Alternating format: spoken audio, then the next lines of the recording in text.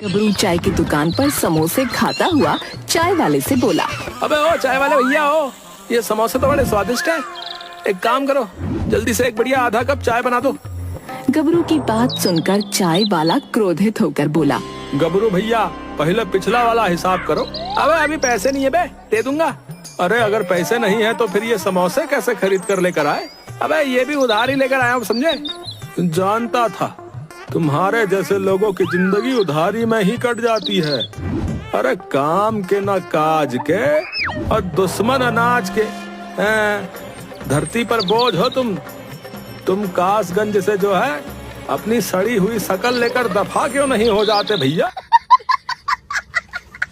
अबे ओ बस बहुत ज्यादा बोल दिया तूने, समझा? चाय वाले कहीं के।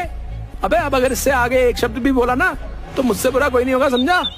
तभी वहाँ पर रतन, जो कि गबरू का लंगोटिया यार था और छोटी मोटी चोरियां करता था, आकर बोला, क्या बात है गबलू भैया, ताहे को चाय वाले पे गुत्ता कर ले हो? अबे तुम्हें क्या बताऊं यार, ये 2 कौड़ी का चाय वाला अबे मेरी रिस्पेक्ट ही नहीं कर रहा यार। मतलब तुम्हारा अपमान कर रहा है। हाँ वही। अरे भाई, अपमान तो उसका किया जाता है जिसका कोई सम्मान हो। अबे क्या मतलब है? अबे तभी रतन गुस्से से बोला, गबलू, तुमने कुछ दिनों पहले ना मुझसे पैसे उधार लिए थे और आज तक नहीं लौटा है। कान खोल कर सुन लो, अगर तुमने मेरे पैसे नहीं लौटाए ना तो मुझसे बुला कोई नहीं होगा। और तुम जानते हो, लतन जब किसी से दोस्त निकलता है तो अपना सब कुछ कुर्बान कर देता है, लेकिन किसी से दुश्मन निकलता है ना तो उसे कहीं का नहीं छोड़ता। अचानक क्रोधित होकर रतन की ओर देखकर बोला, अबे ओ, तुम सिर्फ अपने लंबे होने का फायदा उठाते, समझे? मैं नाटा हूँ ना, इसीलिए तुम मुझसे अकड़ कर बात कर रहे हो, समझे? ओ, तुम्हारा खलील तो दलूल नाता है, लेकिन तुम्हारी दुबान कितनी लंबी है, तभी थोता है तुमने। रतन की बात सुनकर गबरू पैर पटकता हुआ कासगंज से बाहर निकल गया। वो कुछ दूर ही चला था कि तभी एक भिखारी की आवाज गबरू के कानों में टकराई, ईश्वर के नाम पे मुझे कुछ दे दे बेटा। गबरू उस भिखारी से बोला, अबे ओ, मेरी हालत भी तुम्हारी तरह ही है, जेब में एक फूटी कौड़ी नहीं, समझे? समझ गया, इसका मतलब तुझे मेरे वरदान की जरूरत है। साधु की बात सुनकर गबरू गुस्से से बोला, अबे खुद तो भीख मांग रहा है और मुझे वरदान देने की बात कह रहा है? अबे भीख तो मैं अपने शौक के लिए मांग रहा हूँ, वरदान तो मैं मुफ्त में दे देता हूँ। अच्छा, तो तू मुझे क्या वरदान दे सकता है बे भिखारी? है बे? कर भला तो हो बुरा, मैं तुझे वरदान देता हूँ कि कर बुरा तो हो भला। अबे ये क्या उल्टा सीधा बके जा रहा है बे तू भिखारी? है बे? तू सीधे सीधे बताएगा कि वरदान क्या है बे? गबरू की बात सुनकर अचानक भिखारी क्रोधित होता हुआ बोला, तू आज से जो कुछ भी बोलेगा वो हो जाएगा, इससे आगे मैं कुछ नहीं बता सकता, क्योंकि तू बार बार मुझे भिखारी कहकर अपमानित कर रहा है। इतना बोलकर भिखारी वहाँ से चला गया। भिखारी के जाते ही गबरू अपने आप से बोला, अबे ये भिखारी क्या वरदान देकर चला गया? मेरी तो कुछ समझ में नहीं आ रहा है। बस इतना ही समझ पाया हूँ कि अगर मैं कुछ भी बोलूंगा तो उसका बुरा ही होगा।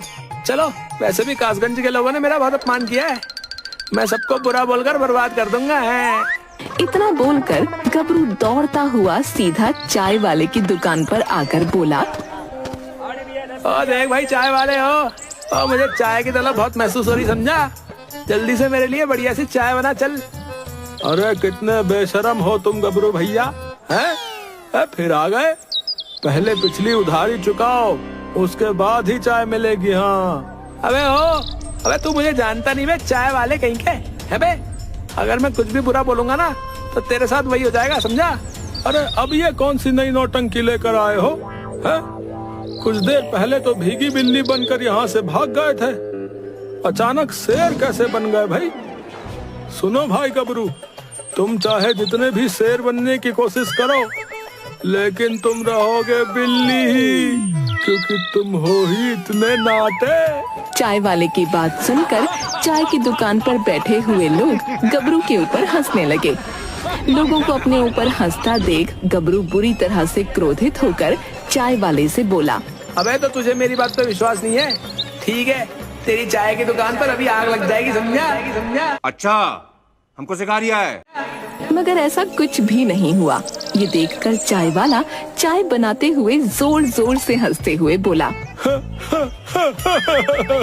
भैया, मेरी चाय की दुकान पर आग तो नहीं लगी, लेकिन तुम्हारा चेहरा देखकर लग रहा है कि आग तो तुम्हारे अंदर लगी हुई है, लेकिन कहाँ ये तो तुम बता ही सकते हो। इतना बोलकर चाय वाला जोर जोर से हंसने लगा। तभी एक तेज हवा का झोंका चूल्हे से टकराया। चूल्हे से निकल रही आग सब तरफ फैल गई और देखते ही देखते चाय की दुकान पर आग लग गई। अरे अरे अरे, मैं तो लुट गया, मैं तो बर्बाद हो गया।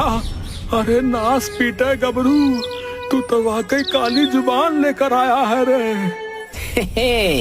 ए देखा बे, मुझसे पंगा लेने का अंजाम बे है बे। इतना बोलकर गबरू अकड़ता हुआ वहाँ से चला गया और एक तरफ बैठकर बोला, उस भिखारी का वरदान तो वाकई काम कर गया भाई। मैंने चाय वाले से कहा कि उसकी दुकान पर आग लग जाएगी और वास्तव में आग लग गई। अब मैं किससे बर्बाद करूं बे? तभी गबरू की नजर झुमरी पर पड़ी, जो कि रिक्शे पर बैठकर कहीं जा रही थी। गबरू झुमरी को निहारते हुए अपने आप से बोला, अब मुझ में ऐसी शक्ति आ गई है कि मैं किसी का भी बेड़ा गर्क कर सकता हूँ। क्यों ना मैं झुमरी को डरा धमका कर उसे शादी के लिए मना लूं। इतना बोलकर गबरू दौड़ता हुआ झुमरी के पास चला गया और रिक्शे वाले से बोला, अबे ओ रिक्शे वाले, यहीं रोक ले। गबरू की बात सुनकर रिक्शे वाले ने रिक्शा रोक लिया। रिक्शे पर बैठी हुई झुमरी गुस्से से गबरू से बोली, क्या बात है गबरू, अब तुम्हारी इतनी हिम्मत हो गई कि तुम रिक्शे वालों पर दादागिरी दिखाने लगे। मैं तुमसे प्रेम करता हूँ। कितनी बार कहा है गबरू की प्रेम करने के लिए अपने साइज की ढूंढो। अरे 1.5 फीट के तो तुम वैसे ही हो, तुमसे कहीं ज्यादा तो मेरी टांगे लंबी है। अबे ओ, तुम मेरा अपमान कर रही है झुमरी। अब अगर तुम अपनी सड़ी हुई आलू जैसी शक्ल लेकर यहाँ से दफा नहीं हुए ना, तो फिर मैं तुम्हारा अपमान नहीं बल्कि मेरी चप्पल अपमान करेगी। झुमरी की बात सुनकर गबरू गुस्से से झुमरी से बोला, बहुत गुरूर है ना तुम्हें अपनी टांगों पर। जब यही टांगे रिक्शे से उतरकर टूट जाएंगी ना, तब तुम्हें पता लगेगा। हाँ। इतना बोलकर गबरू वहाँ से चला गया। झुमरी अपने आप से बोली, इस नाटे ने तो मेरा मूड ही खराब कर दिया। अब तो मेरा सहेली के घर जाने का मूड भी नहीं कर रहा, घर ही चलती हूँ। इतना बोलकर झुमरी जैसे ही रिक्शे से उतरी, अचानक उसका पैर मुड़ गया और झुमरी गिर पड़ी। झुमरी दर्द से कराहते हुए बोली, हाय तेरा सत्यानाश चाहे 1.5 फीट, नाटकत के साथ साथ तेरी 1.5 फीट की काली जबान का भी सत्यानाश जाए। इस दृश्य को कासगंज का एक व्यक्ति बहुत गौर से देख रहा था। वो दौड़ता हुआ मुखिया के घर जाकर मुखिया से बोला, अरे मुखिया जी, तुम यहाँ पर बैठे हुए आराम कर रहे हो और वहाँ तुम्हारी झुमरी रिक्शे से गिर गई और उसका पैर टूट गया, और ये सब हुआ उस नाटे गबरू की वजह से। ये सुनकर मुखिया चौंकते हुए बोला, क्या उस नाटे गबरू में इतनी ताकत आ गई कि उसने मेरी बेटी झुमरी का पैर तोड़ दिया? अरे मेरी बेटी झुमरी उसे पैरों से ही कुचल कर मार डालेगी। हाँ नहीं मुखिया जी, आप समझ नहीं रहे। वो नाटा बहुत ही शक्तिशाली हो गया है, न जाने कहां से चमत्कारिक शक्तियां लेकर आया है। जिसके बारे में जो बुरा बोल रहा है वही होता जा रहा है।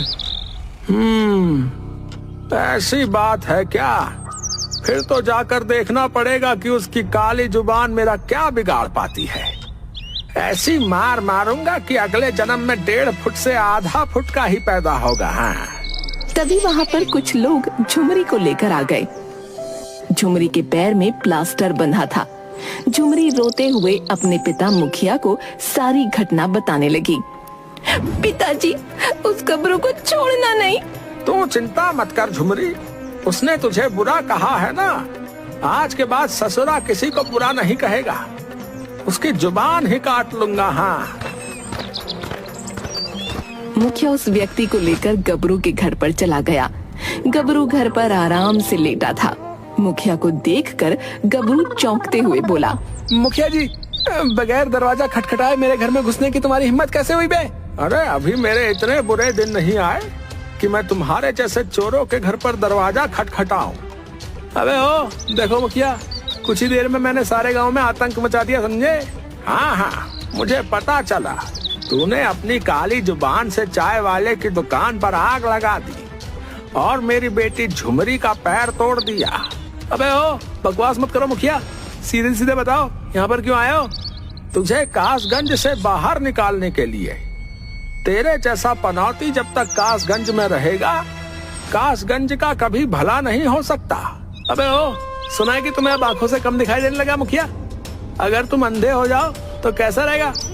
मैं कहता हूँ तुम अभी और इसी समय अंधे हो जाओ। गबरू ने इतना कहा ही था कि तभी मुखिया की आंखों में तेज दर्द हो उठा। अचानक उसे सब कुछ दिखाई देना बंद हो गया। मुखिया चीखता हुआ बोला, अरे तेरा सत्यानाश जाए 1.5 फुटिये, तू तो वाकई काली जुबान निकला रे। मैं तो सोच रहा था कि तू नई नौटंकी लेकर आया है, मगर ये कोई नौटंकी नहीं, ये तो सच निकला। अरे अब झुमरी का पैर टूट गया है और तू अंधा हो गया है। अब तो तुझे झुमरी के साथ मेरा विवाह करना ही पड़ेगा, क्यों है? इतना बोलकर गबरू घर से बाहर निकल गया। वो व्यक्ति मुखिया का हाथ पकड़कर उसे सहारे से गबरू के घर से बाहर लेकर आ गया। मुखिया जी, आपको क्या जरूरत थी गबरू को धमकाने की? बोला था ना आपसे कि वो जो बोल रहा है वही हो रहा है। अरे क्यों बकवास किया जा रहा है? तू ही तो आया था मेरे पास उसकी करतूत बताने के लिए। तेरी वजह से ही मुझे सब कुछ दिखाई देना बंद हो गया। तभी अचानक मुखिया को सब कुछ दिखाई देने लगा और पहले से ज्यादा साफ दिखाई देने लगा। अरे अरे ये तो चमत्कार हो गया, मुझे सब कुछ दिखाई दे रहा है और पहले से ज्यादा साफ दिखाई दे रहा है भाई। मतलब?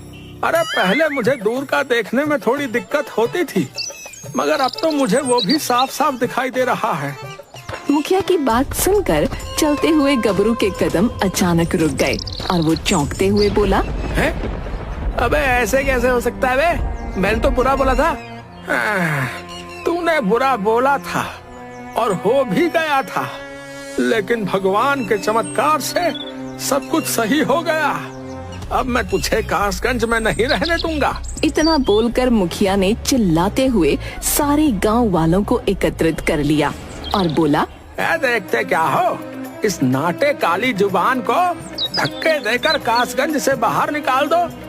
कासगंज वाले गबरू को कासगंज से बाहर निकालने ही वाले थे कि तभी चाय वाला वहाँ पर दौड़ता हुआ आ पहुँचा। अरे अरे हमारी तो किस्मत खुल गई भैया। अरे हम तो रातों रात लखपति हो गए। ये सुनकर सभी चौंक पड़े। हाँ? क्या बकवास कर रहा है चाय वाले? तेरी तो चाय की दुकान पर आग लग गई थी। अरे सही कहा, हमारी चाय की दुकान पर आग लग गई रही। मैं भूल गया रहा कि मैं जो है अपनी चाय की दुकान पर 50 लाख का इंश्योरेंस करवाया था, जो कि मुझे मिल गया है। अब मैं चाय की दुकान की जगह काफी की दुकान खोलूंगा। हाँ, काफी पिलाऊंगा। तभी वहाँ पर एक बूढ़ा व्यक्ति दौड़ता हुआ आया और मुखिया से बोला, मुखिया जी, झुमरी अपनी सहेली के घर पर जा रही थी क्या? वो गई तो नहीं? नहीं, वो तो नहीं गई। इस गबरू ससुरे ने उसे बुरा जो बोल दिया था। अरे इसने बुरा बोला तो सही किया। हाँ, क्या मतलब? मतलब झुमरी जिस सहेली के घर पर जा रही थी ना, अचानक उसका घर टूटकर गिर गया।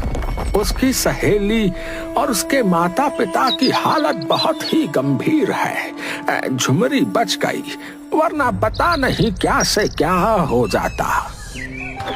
तभी वहाँ पर वही भिखारी आ पहुँचा जिसने गबरू को वरदान दिया था।